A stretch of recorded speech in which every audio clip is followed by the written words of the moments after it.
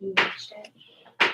I was working, but it was on the So night. it's Susan. So I kept looking at watching, but it's long. It's really long. Yeah, they always are. But HBO has such good documentaries. That Scientology one. Scientology was awesome. I watched it twice. All right, we're about to go on Facebook.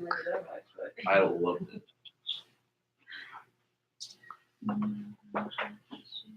Yes. Go. Well, at the end of the count. Okay. All right. Welcome, everybody. It is Tuesday, January 29th. Here at the Valdosta Daily Times, we are having our weekly or daily budget meeting, rather, where we're discussing the news we're covering for this upcoming week. We'll just kind of start around the table. Tom, I know. So I got a text this morning to wake me up. Somebody sent me a picture of a car turned upside down at the end of Coleman Road in North Valdosta. I know you've been on the phone. Yeah, so I reached out to Sheriff Polk. He told me that he told me about the one that you sent me, which was a 2-vehicle wreck on North Valdosta. One vehicle flipped upside down. There were no serious injuries, but one person was taken to the hospital and was taken care of there. He told me that if I wanted any more information, I'd have to call Georgia State Patrol. I reached out to GSP, and they told me that there were actually 3 wrecks all this morning on North Valdosta Road. At least 2 were related. It sounds like one wreck happened, and then one person was looking at that wreck and then caused another wreck. We don't know exactly what the 3rd wreck was involving, but they all happened within Val North Drive and Coleman Road, all within like the same period of time. He's going to be looking into that and giving me a call back sometime around 11. So we'll provide more information as that comes out. Also, Sunday morning, early Sunday morning, around midnight, there was a child grazed by a stray bullet during a drive-by shooting. The child is fine. They were, fine as far as alive. The child was taken to a hospital in Florida and treated for their wounds. The father of the child fled the scene before police could arrive, and police are looking for him. And that's all we have right now. But as far as we know, the child is okay and being treated in Florida. And that was here. That was here. That was at the 1000 block of East Cranford Avenue, Sunday morning.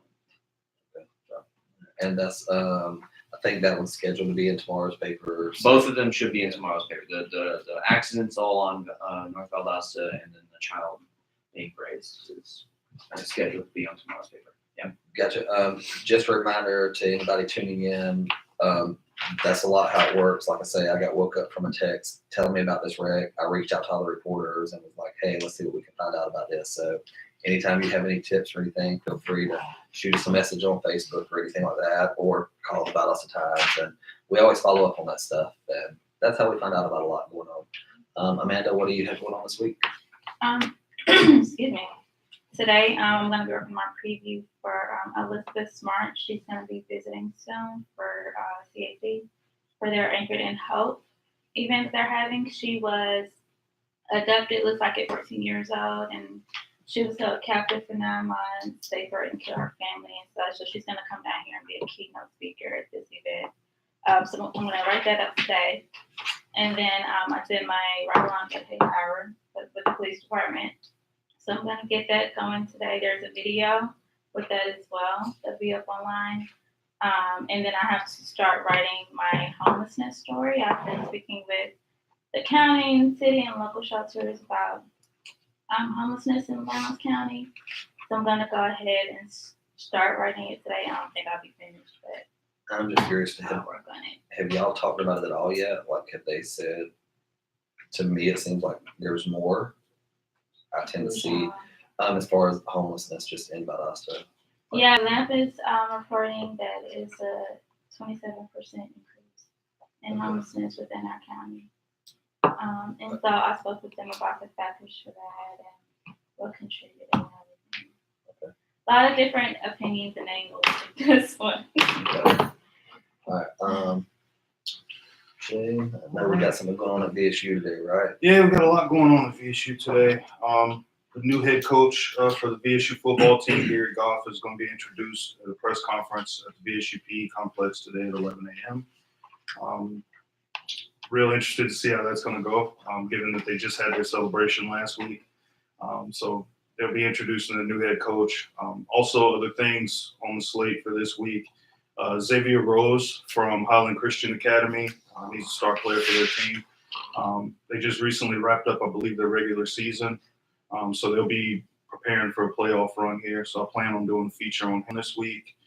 Valdosta State basketball is at home for one game this week. Thursday, the women and the men play Montevallo.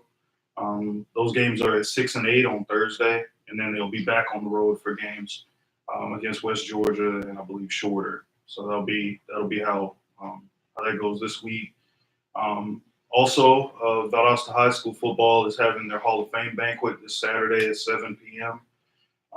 That's Jerry Don Baker, one of the former coaches and players at Valdosta High, reached out to me yesterday, told me about the banquet. So I'll be going to that at 7 on Saturday.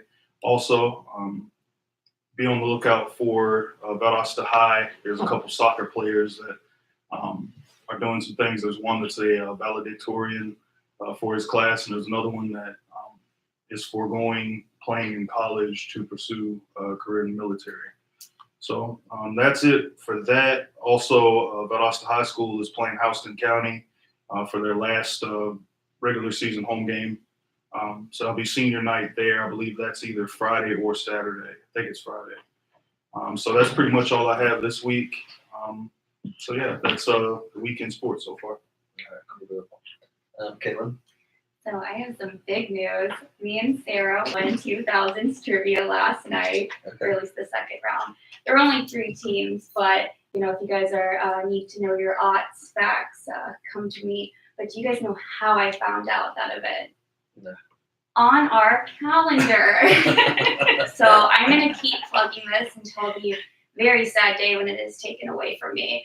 But if you have any events, send them to our email. It's vdt.calendar@gaflnews.com.